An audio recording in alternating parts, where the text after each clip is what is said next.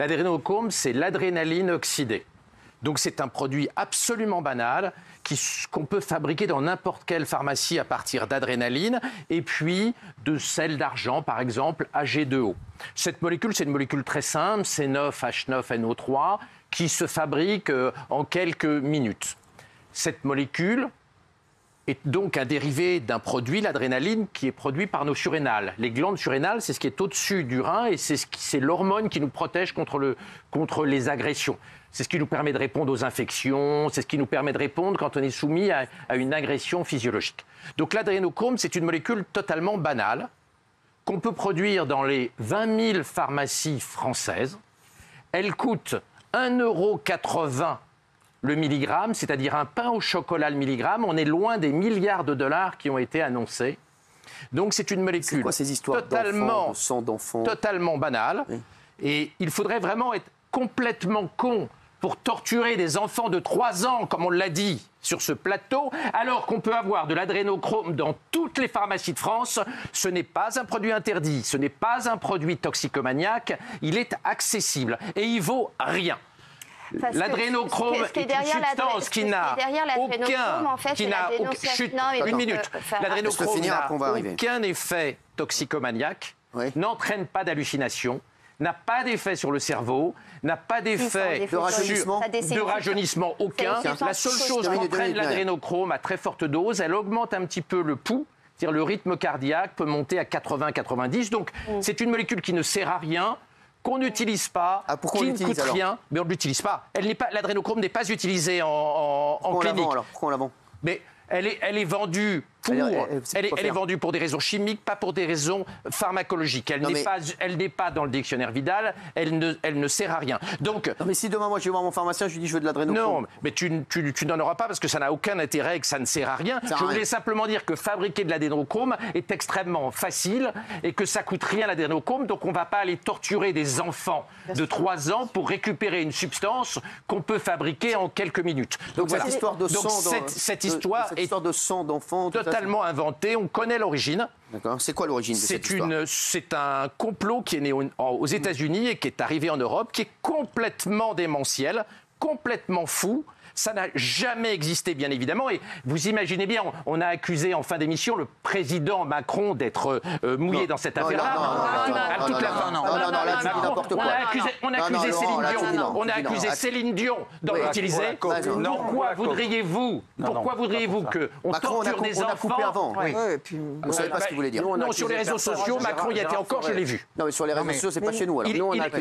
Il était vu. Et donc, pourquoi irait-on torturer des enfants pour obtenir une molécule qui n'a aucun intérêt, qui ne sert à rien, qui ne coûte rien et qui est accessible chimiquement très facilement. Donc on est sur un vrai délire et je pense que ça doit nous servir de leçon.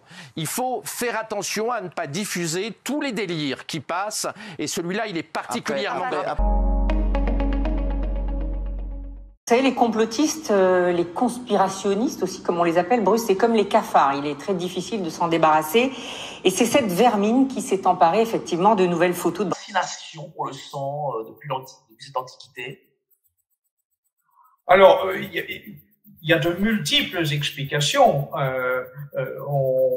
On utilise d'ailleurs de plus en plus dans les articles scientifiques qui parlent de parabiose hétérochronique un terme parallèle qui s'appelle le vampirisme médical. Donc on est bien là dans l'idée de faire référence aux vampires des Carpates, c'est cette idée de consommer le sang.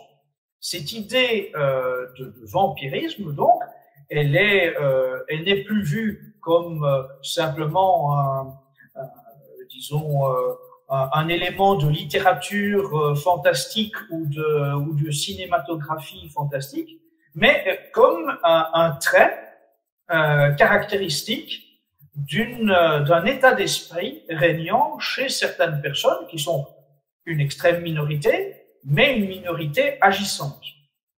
Lorsque Gérard Fauré a parlé de cela, après l'avoir déjà fait chez vous, mais il en a parlé sur TPMP, et à ce moment-là, on a assisté à un déchaînement médiatique pour dire que tout cela était du complotisme.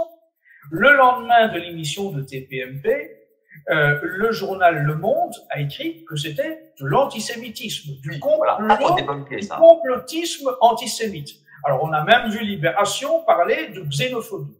Bon, je ne vois vraiment pas comment on peut relier la xénophobie ou l'antisémitisme à tout cela.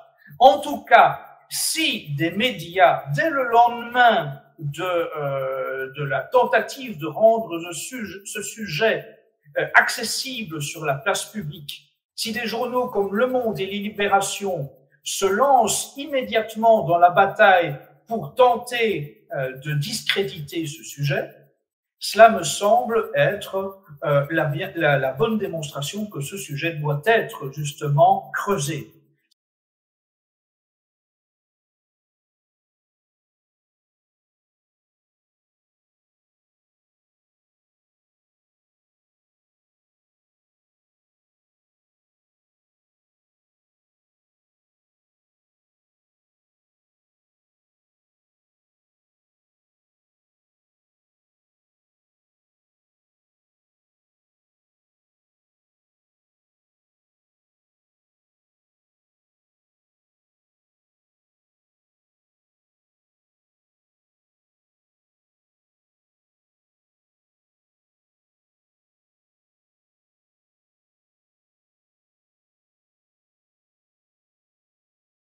Conviction personnelle et que certains d'entre vous dans cette salle vivront 1000 ans. Je suis un horrible élitiste. Je pense que le monde complexe de demain ne peut être géré que par des intellectuels.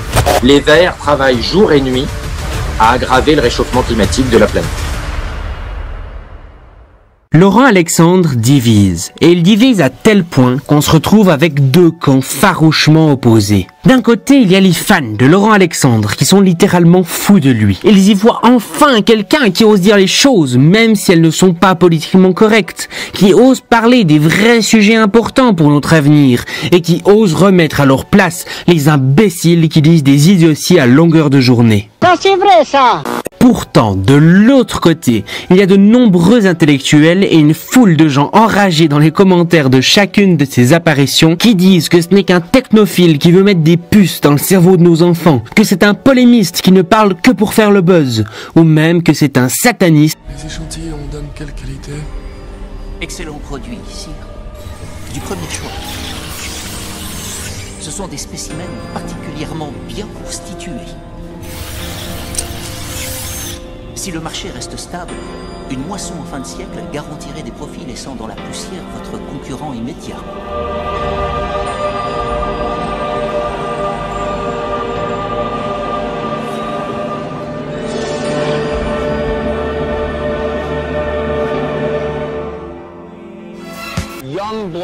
Young blood from a younger person transfused into you perhaps can improve and in some cases perhaps reverse the aging process. It works in mice, but it can do the same in humans. That's a big question. Now this one sounds like something out of the movies, but young blood could be the key to reversing aging. Young blood could be the key to reversing aging. The shocking discovery just made by researchers who studied mice. As CBS 2's John Champion reports, the findings could someday treat several ailments in humans.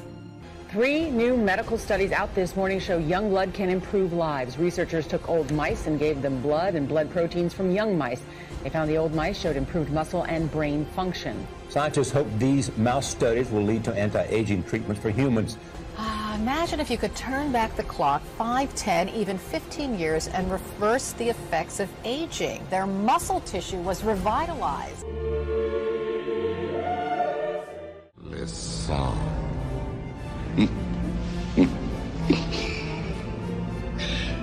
È troppo presiera por con le gaspin. An exciting story today. Some are calling it vampire therapy. Others see it potentially as the fountain of youth. Vampire therapy. Others see it potentially as the fountain of youth. New studies finding that young blood, real young blood, can improve and in some cases reverse the aging process in mice. Now the question is, could it do the same thing in humans?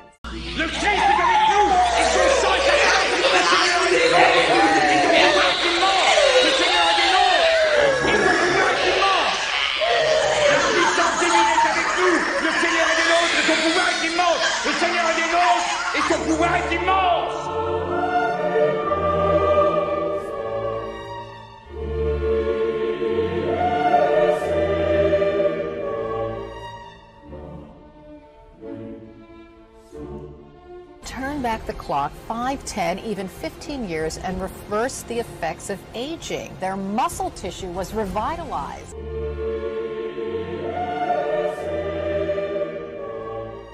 L'adrénochrome est créé lorsqu'une grande quantité d'adrénaline est libérée dans le sang. Maintenant, les gens très riches, l'élite, si vous voulez les appeler ainsi, utilisent cette drogue comme un moyen de se défoncer. Essentiellement parce qu'elle donne une énorme sensation d'euphorie, si je dois croire les sources que j'ai lues. Mais elle a aussi un effet anti-âge. C'est donc de là que vient l'histoire du conte Dracula et des vampires.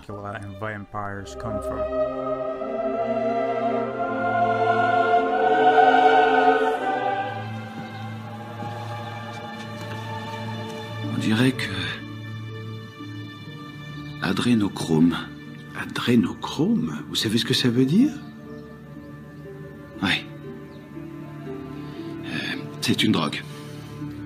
Une drogue très spéciale qu'on trouve dans un endroit très spécial. Mais où ça? Pour récolter l'adrénochrome, il faut s'adresser au diable lui-même. Quoi? Il faut tuer pour en avoir. En tant qu'avocat, je te conseille de t'envoyer une gorgée de petite bouteille brune dans ma trousse de toilette. C'est quoi ce truc? À côté de ça, même la plus pure mescaline, tu la prends pour de la limonade. Adrénochrome. Adrénochrome? Quel genre de client monstrueux t'a filé un truc pareil? Cet anneau démoniaque. Je crois qu'il n'y a qu'une origine pour un truc pareil, c'est la glande médulo-surrénale provenant d'une opération sur un humain encore vivant. Ah, je sais. Comment les chrétiens pourraient-ils adorer un Dieu qui détruit une nation, un peuple entier de personnes? Dans le Deutéronome chapitre 2, Moïse témoigne à propos de Dieu qui lui commande, ainsi qu'aux Israélites, de partir et de traverser la gorge de l'Arnon. Il dit, « Vois, j'ai cédé et je vais te remettre Sion.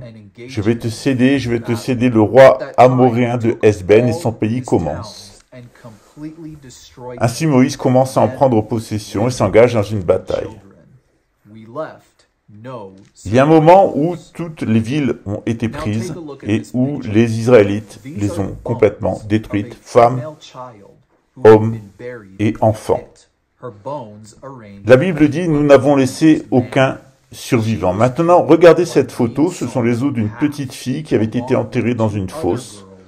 Ses os sont disposés de manière désorganisée, elle a été tuée en étant sciée en deux, ainsi que deux autres des petites filles qui ont été préalablement décapitées.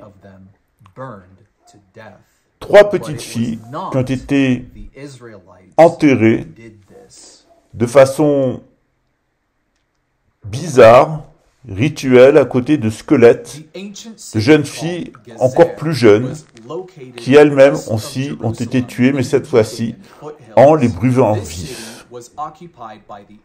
Est-ce que ce sont les Israélites qui ont fait cela? Tout cela a eu lieu dans l'ancienne ville appelée Gazer, qui était située à l'ouest de Jérusalem, en Judée. Cette ville était occupée par les Amorites ou Amoréens, qui étaient les descendants du peuple de Canaan, descendants des Cananéens, descendants de Canaan. Bien que leur population était très importante et qu'ils aient une très grande présence militaire 1200 ans avant Jésus-Christ, les Amorites ont complètement disparu des pages de l'histoire. Pourquoi est-ce le cas? Pourquoi les Israélites ont-ils exterminé les Amorites qu'ils considéraient comme des monstres non humains? Lorsqu'on lit le texte de la Bible à propos d'Abraham, on tombe, mais véritablement des nues, mais aussi dans les profondeurs d'un mystère des temps anciens qui nous explique que ces habitants de Canaan étaient finalement d'une espèce non humaine. Selon les indications de la Bible, tout cela se cachait dans les gènes des êtres humains. Il suffisait de 4 générations où on laissait les Amorites livrés à eux-mêmes pour qu'ils laissent éclater la pleine mesure du péché qu'ils portaient dans leurs veines. Robert Alexander Stewart McAllister est un archéologue irlandais.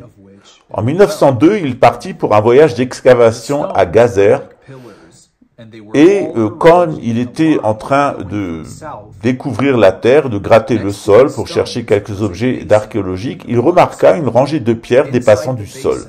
Alors, avec des ouvriers, il s'est mis à creuser plus profondément et il a fini par déterrer les restes d'un haut lieu cananéen appelé Bama en hébreu.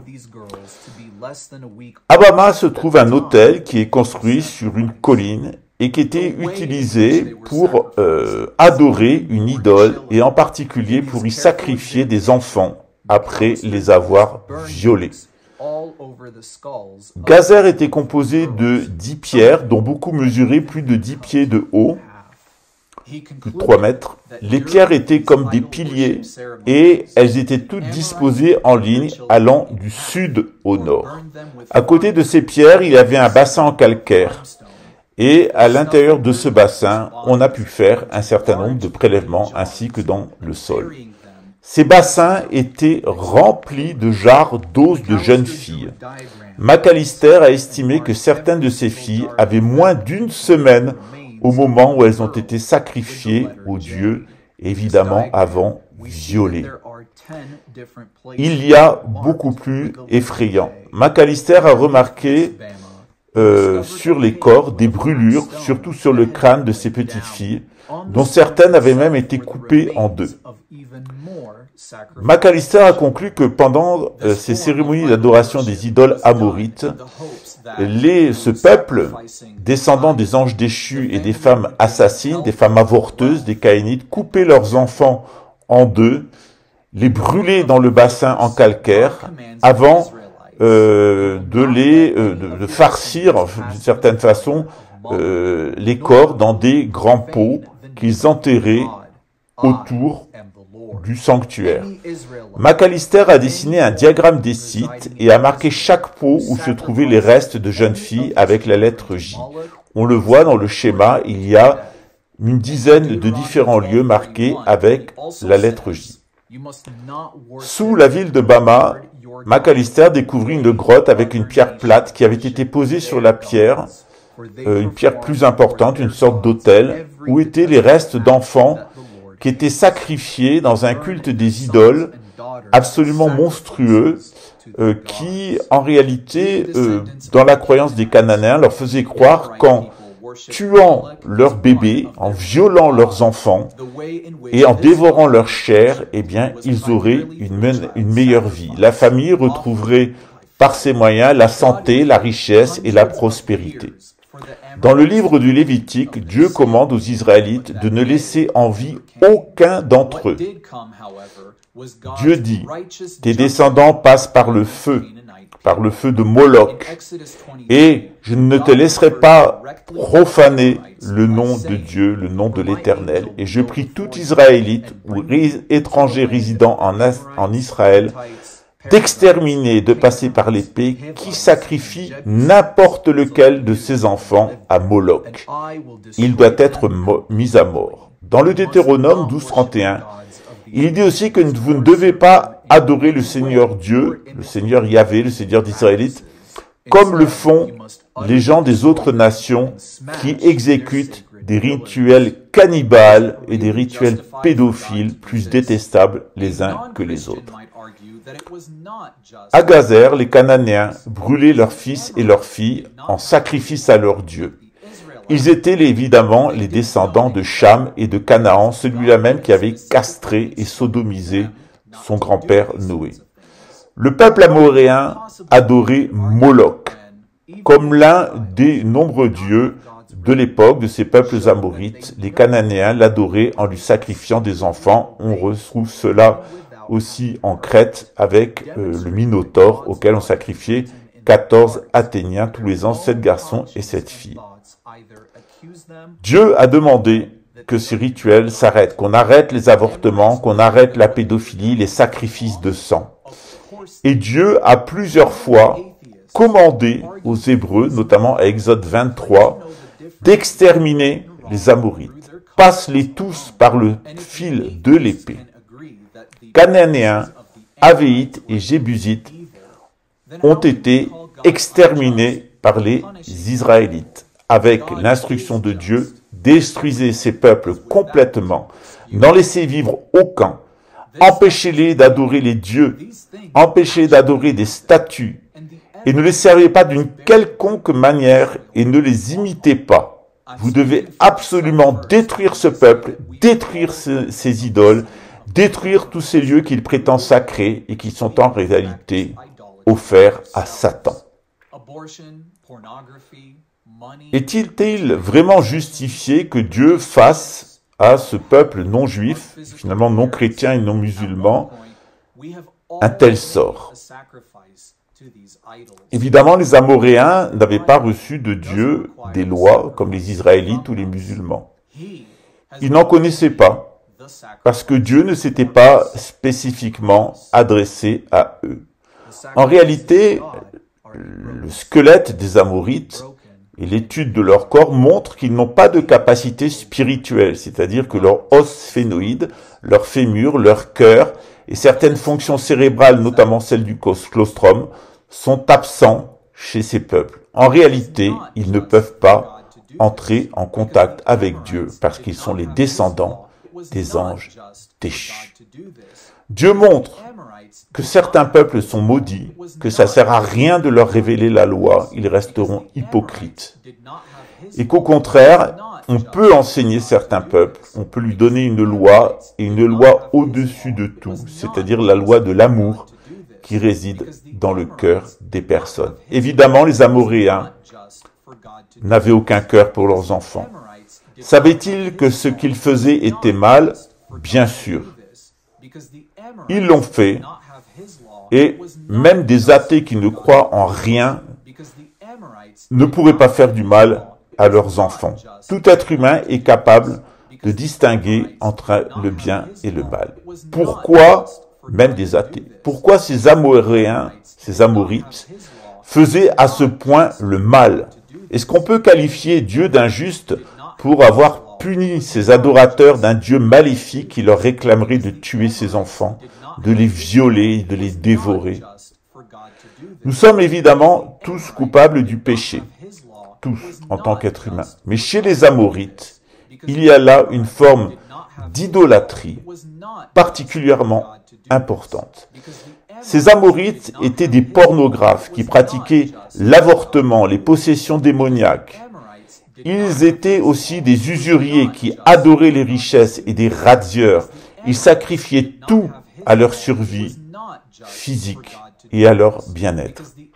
Bien évidemment, tous à un moment de notre vie ou l'autre, nous avons abandonné la morale de Dieu pour les raisons sociales, des raisons de sacrifice. Mais jamais nous ne sacrifierons nos enfants. En réalité, Jésus s'est sacrifié lui-même pour que ces sacrifices cessent. Et vous, qu'en pensez-vous? Sont-ce des Amorites, comme le professeur Laurent Alexandre, qui maintenant entend diriger avec l'intelligence artificielle et des nanorobots nos sociétés?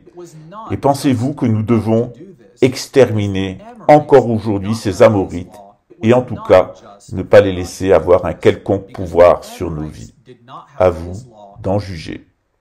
À vous, Konadjé, c'était les buts de Chaumont.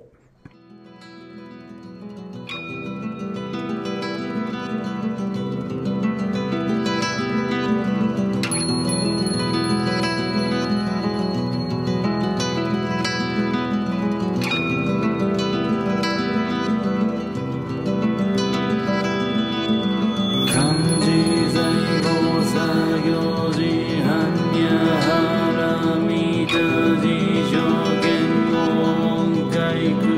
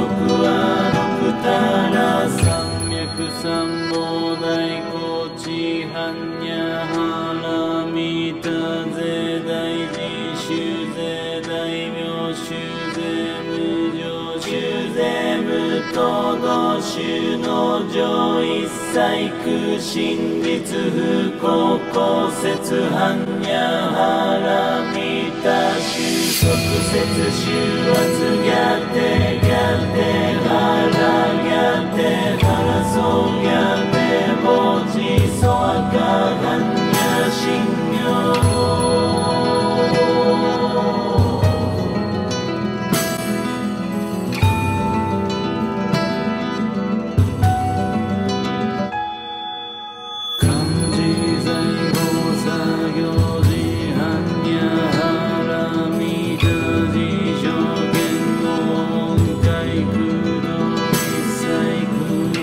経